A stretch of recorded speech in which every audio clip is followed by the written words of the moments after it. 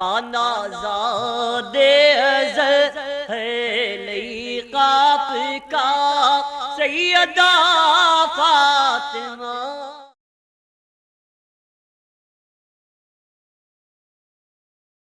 ورحمۃ اللہ وبرکاتہ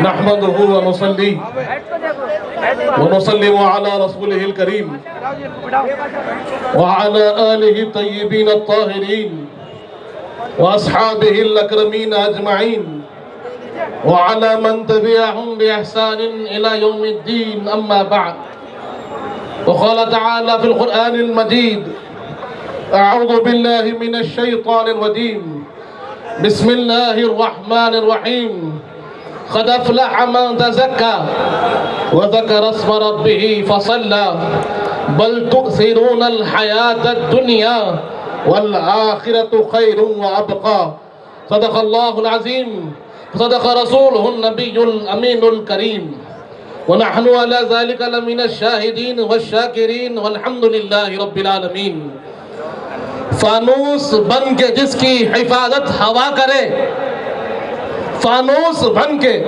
جس کی حفاظت ہوا کرے، وہ شمع کیا بجھے گی جسے روشن خدا کرے، وہ شمع کیا بجھے گی جسے روشن خدا کرے۔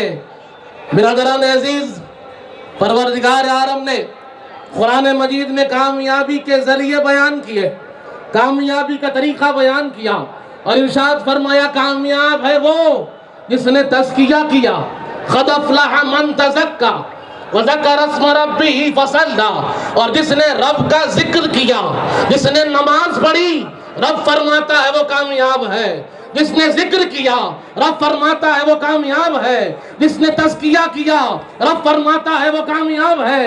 آج ہم نے اپنی کامیابی کے راستوں کو چھوڑ دیا، ہم بھول گئے کامیابی کہاں سے حاصل ہوتی ہے، ہاں کامرانی کہاں سے حاصل ہوتی ہے، لیکن غیروں نے تحقیق کی، غیر سمجھ گئے اگر ان کو ہلانا ہے تو ان کے کامیابی کے راستوں کو بند کر دو، ان کے کامیابی کے طریقوں کو بند کر دو۔ اس لیے ان کی نگاہیں مسجدوں پہ پڑ گئی، ان کی نگاہیں خانقاہوں پہ پڑ گئی، ان کی نگاہیں مدرسوں پہ پڑ گئی، ان کی نگاہیں عاشرخانوں پہ پڑی اور وہ دیکھنے لگے کہ یہ ان کے کامیابی کا ذریعہ ہے۔ رب فرماتا ہے جو ذکر کرنے والا ہے وہ کامیاب ہوگا، اور یہ ذکر کہاں کرتے ہیں؟ مسجد میں کرتے ہیں۔ ذکر کہاں سیکھتے ہیں؟ مدرسے میں سیکھتے ہیں۔ ذکر کہاں سیکھتے ہیں؟ خانقاہ میں سیکھتے ہیں۔ تزکیہ جس کا ہوتا ہے وہ کامیاب ہے۔ تزکیہ کہاں ہوتا ہے؟ خانقاہوں میں ہوتا ہے، مدرسوں میں ہوتا ہے۔ اور ہم نے دیکھا اللہ نے کہا جس نے نمازیں پڑھی وہ کامیاب ہے۔ بندہ نماز کہاں پڑھتا ہے؟ مسجد میں پڑھتا ہے۔ اس لیے انہوں نے دیکھا ان کی مسجدوں پر قبضہ کر لیا جائے، ان کی خانقاہوں پر قبضہ کر لیا جائے، ان کے مدرسوں کو تالا لگانے کی کوشش کر دی جائے تاکہ ان کی بنیادوں کو ہلا دیا جائے۔ اور ان سب کو محفوظ کرنے والی چیز کیا ہے؟ وقف ہے، کہ انہوں نے اپنی ذات کے لیے خرچ نہ کیا۔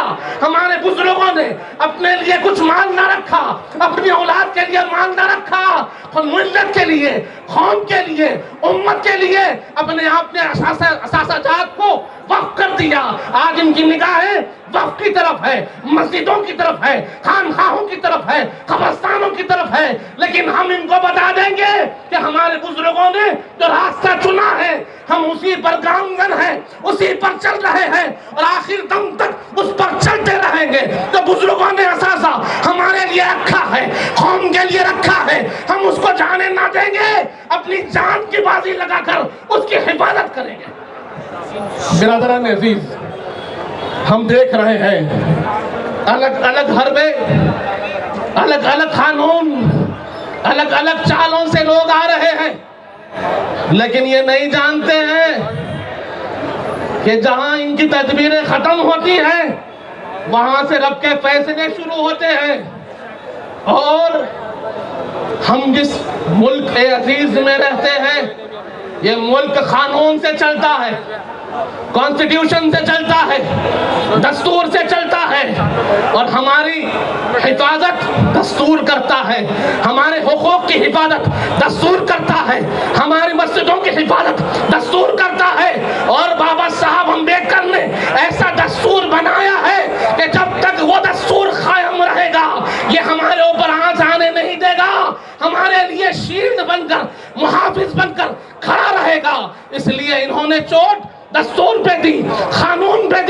لیکن ہم نے نعرہ دیا وقف بچاؤ، دستور بچاؤ، کہ ہم وقف کی بھی حفاظت کریں گے، دستور کی بھی حفاظت کریں گے، اور اس دستور کو قائم رکھیں گے تو ہر ایک کے حق کی بات کرتا ہے۔ بابا صاحب امبیڈکر نے ہر ایک کا حق رکھا، ہر ایک کے حق کی بات کی، اور ہم بھی اس دستور کی بات کرتے ہیں، آرٹیکل 14 کی بات کرتے ہیں، آرٹیکل 25 کی بات کرتے ہیں، آرٹیکل 26 کی بات کرتے ہیں، جو ہمیں مذہبی آزادی دیتا ہے، رائٹ ٹو ایکوالٹی دیتا ہے، مذہبی ضروریات کی تحفیظ کا ہمیں حکم دیتا ہے۔ تو اسی لیے ہم جمع ہیں کہ ہم اپنے اتحاد کو قائم رکھیں، اپنے یکجہتی کو قائم رکھیں، اور لوگوں کو بتا دیں کہ ہم بکھرے ہوئے تھے، اب متحد ہیں، ہم ایک ساتھ ہیں، اور ہمیں کوئی نہیں ہٹا سکتا۔ السلام علیکم ورحمۃ اللہ۔ آپ کا محتاج کرم ہے، نسبت کی قسم ہے، نسبت کی قسم ہے۔